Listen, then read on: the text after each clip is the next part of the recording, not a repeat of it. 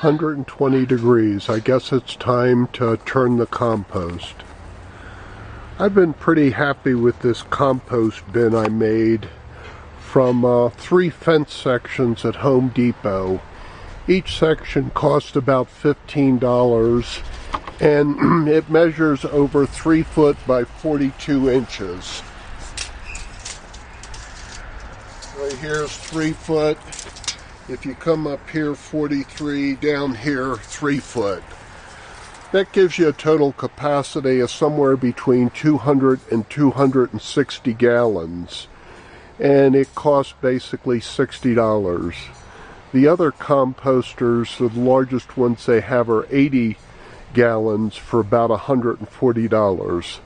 I'll show you how I take this apart and rotate things. It's not loose, a thermometer. And then I just take some wire at the corners here, tie those together at the top. Then I can lift this and easily move it apart here and apart here.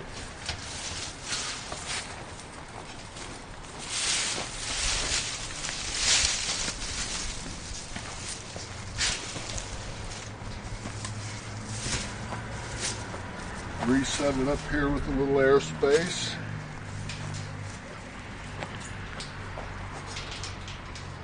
Put it back together. Find my wire. Tie it together again.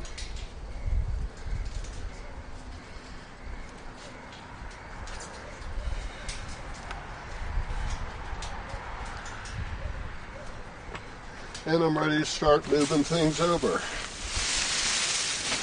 I found it's really easier just to move it by hand than it is with the pitchfork.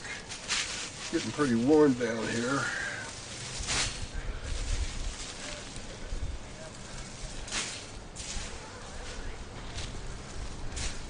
Coffee grinds are good and hot.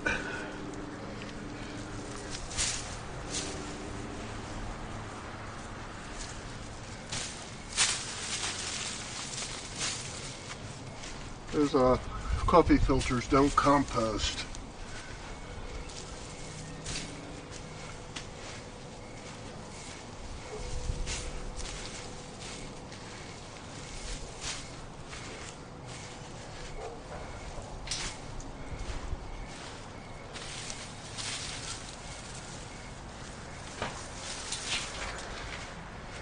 Seems like I'm a little dry here, so I should probably add some water.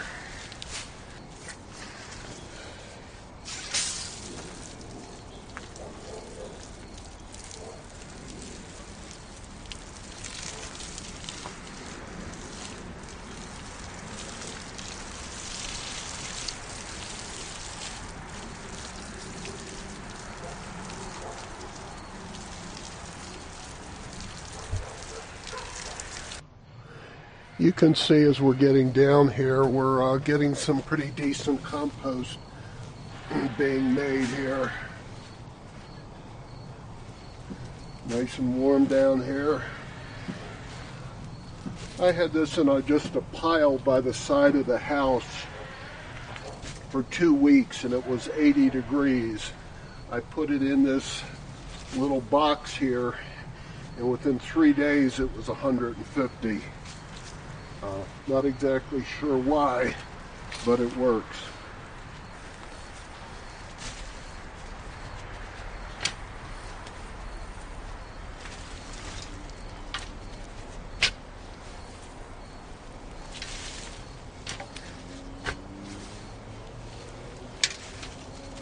This is mostly grass clippings.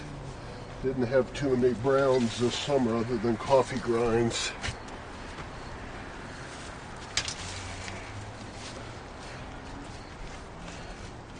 Fortunately, my wife owns a bakery.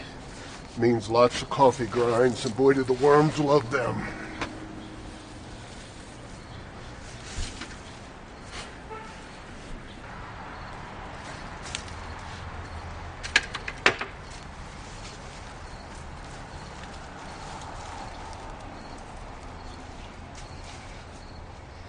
Well, there you have it. Suppose it's a little more trouble than rotating a big plastic drum, but it's 3 times the capacity, and I think it looks a lot better. Would have cost $500 to get this much capacity from the drum composters.